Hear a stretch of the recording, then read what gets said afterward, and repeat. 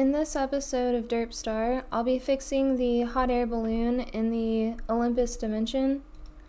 First, they changed the applied torque to constant torque under the constant forces.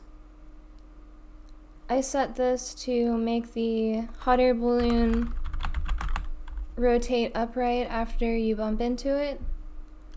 And then in the balloon shader,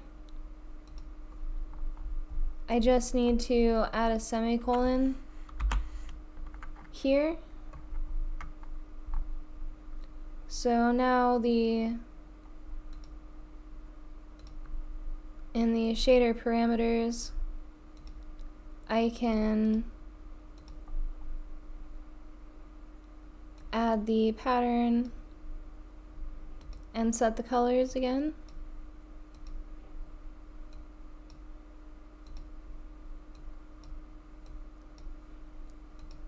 So that still works. Then I realized there's a better way to set the color. Currently, I'm setting the shadows from the overlay alpha, which makes the highlights darker as well. But what I actually want to do is set the color equal to the overlay color times the overlay alpha, then add the current color times the remaining alpha, so 1 minus the overlay alpha, and so now it's getting the ratio of shadows and highlights with the base color. This just trims the edges by setting the alpha to the pattern color alpha. So now in the main script, I'll load the Olympus dimension, which is the first dimension, and run the game.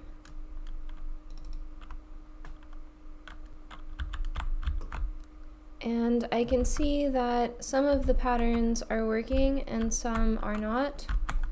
There's transparent parts, some have no color at all.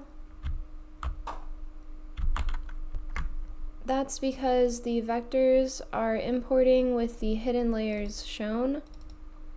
So for some of them you can see the transparent areas. And for color mask 5, it has the yellow from the original image that I used.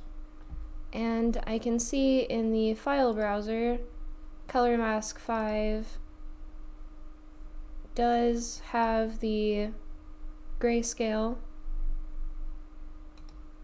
So it's an issue with the import. I did try toggling some of these settings, so it does change the image, but it doesn't do what I want it to. So I decided it would be easier just to open these with GIMP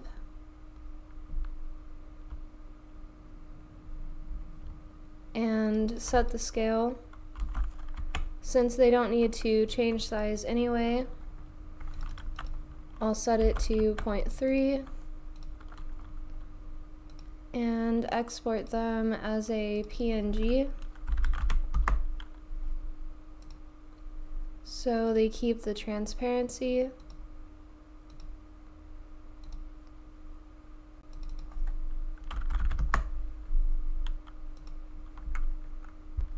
So now I'll drag the PNGs into the sprite texture and material pattern, and in the script change SVG to PNG when I generate the random pattern texture. So now when I load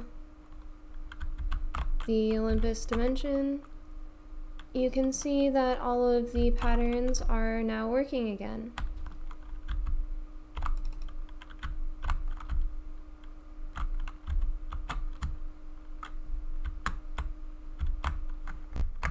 Now to set the torque, I'll use the set constant torque function instead. It's probably better to do it that way. So this makes it apply more force as it rotates downward. At 0 rotation, the bumper is upright. And at around 90, which is 1.6 radians, it'll be 5,000 torque. And then at negative 180 degrees, which is pi or negative pi, it'll be the maximum torque of 10,000. Then, instead of applying a central impulse every tick, I'll set the constant force in the activate flame function to vector 2.up times 100, and in the deactivate flame function, I'll set the constant force to vector 2.0, and I'll set flame on to false by default, and I'll turn the speed min and max down as well. And since I'm not directly setting the linear velocity or the rotation, I can call this from the physics process instead of the integrate forces. Now I want to call the activate flame function on ready to set the upward force and turn on the flame. But when I run this, it throws an error.